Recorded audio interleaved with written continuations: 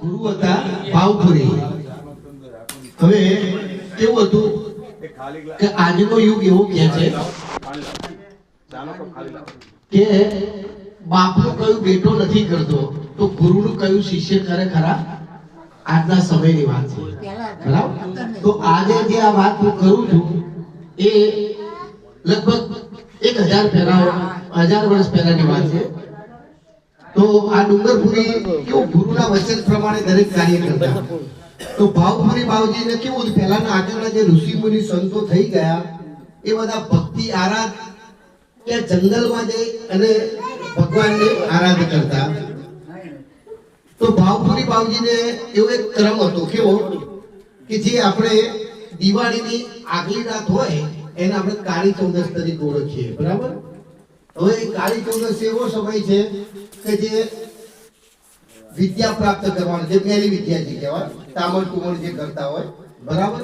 પછી એ દિવસે આપણે શું કરીએ છીએ કે બીજા દિવસે નવા વર્ષની શરૂઆત હોય તો કાળી ચૌદસના દિવસે આપણે શું કરીએ છીએ, મેથીના થેપલા, વડા, પૂરી આ બધું આપણે બનાવીએ, બરાબર?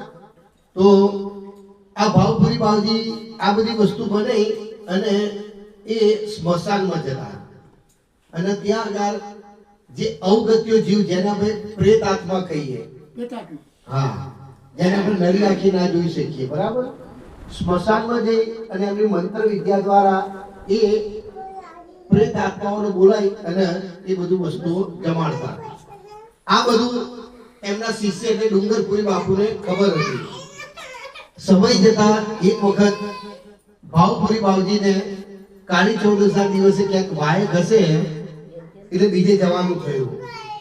એટલે આ બાપુએ એમના શિષ્ય ડુંગરપુરીને કહ્યું કે આવતીકાલે કાળી ચૌદસ છે, તો જેમ હું કાળી ચૌદસના દિવસે જે સ્મશાનમાં જઈ અને બધાને આ વસ્તુ આપીને આવું છું, તો આવતીકાલે મારે બહાર જવાનું હોવાથી આપ તમે લઈ અને સ્મશાનમાં જઈ જે પણ વસ્તુ બનાવો એ બધું આપી આવજો.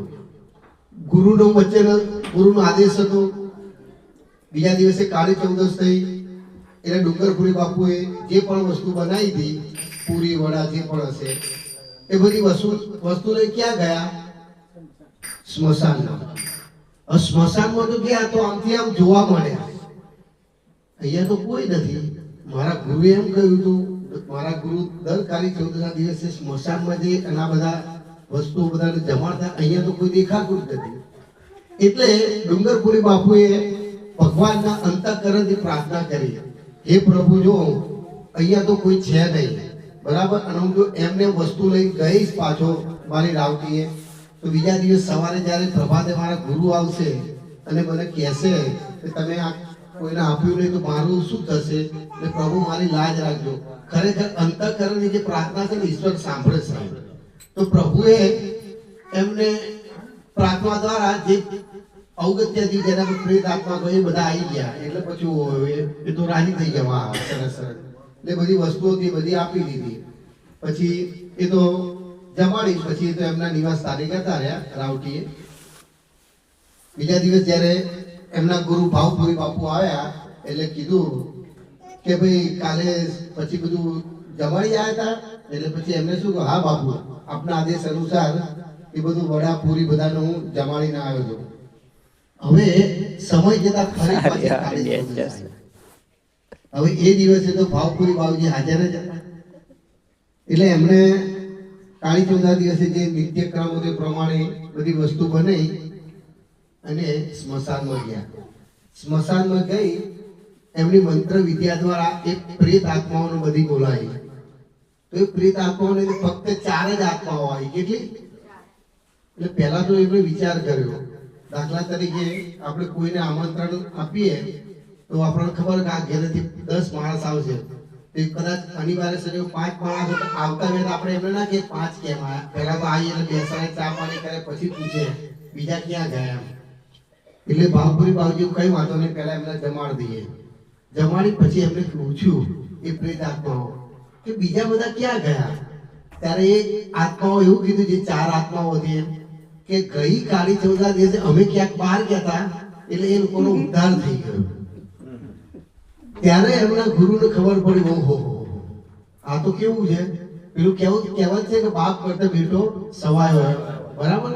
તો ભાવપુરી બાવજી તરત સમજી ગયા, ગુરુ તો ગુરુ જ કહેવાય. એ જઈ અને એમની રામથી એટલે ઝૂંપડીની અંદર શિષ્ય તો શું કરે, ગુરુના ધૂણા પાણીની સેવા કરે, કચરો વારવાનો આવું બધું કાર્ય કરે ને. તો ભાવપુરી બાવજી કચરો કાઢતા હતા ત્યારે ડુંગરપુરી ભાવપુરી આવી સીધા એમના ચરણોમાં પડ્યા.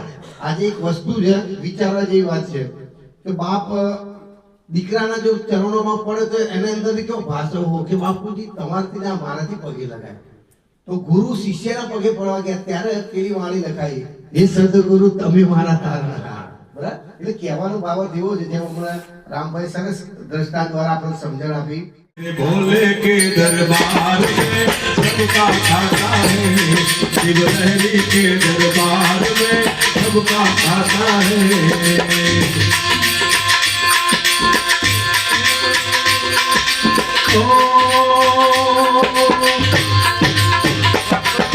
चाहे अमीर हो चाहे गरीब हो उसको एक समान, चाहे अमीर हो चाहे गरीब हो उसको एक समान, बाबा उसको एक समान. सबकी बिगड़ी वही बनावे,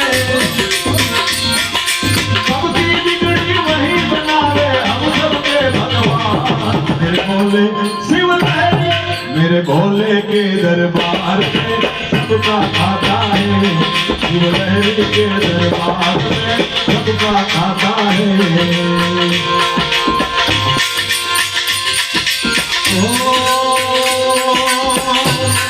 अरे राजा हो या रंग सभी हो उनके चौकीदार.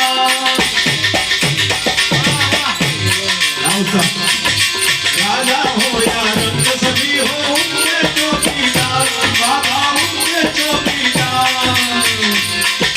देवो देवो महादेव हो, देवो देवो महादेव हो, भूतों के सरदार. शिव लहरी मेरे भोले के दरबार में सबका खाता है, शिव लहरी के दरबार में सबका खाता है.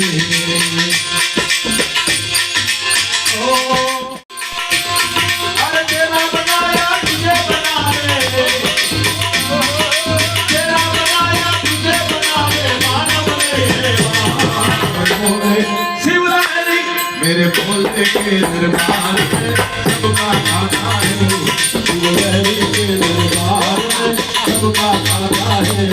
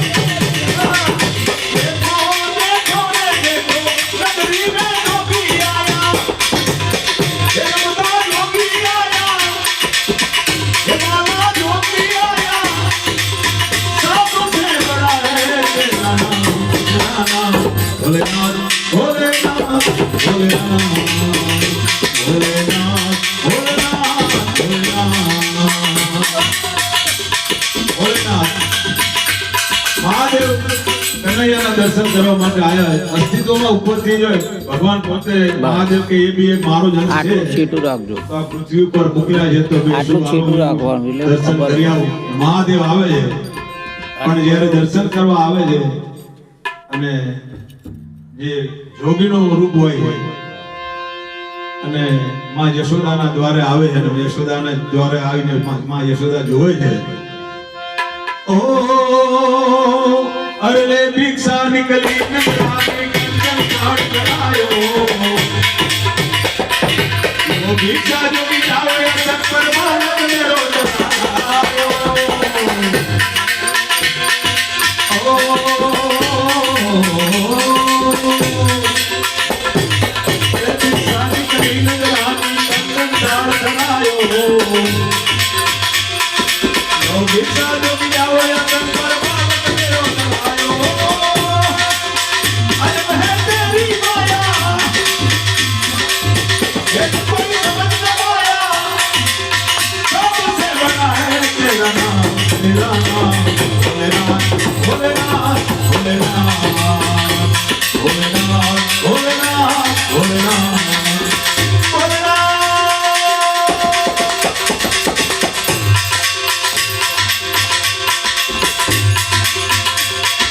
મહાદેવ ને યશોદા કંચન થાળ ભરી લાવે છે પણ મહાદેવ કહે છે કંચન થાળ મારે નથી જોતા ओ ना चाहिए तेरी दौलत दुनिया और न कंचन माया अपने काम का दर्शन करा दे के दर्शन को आया ओ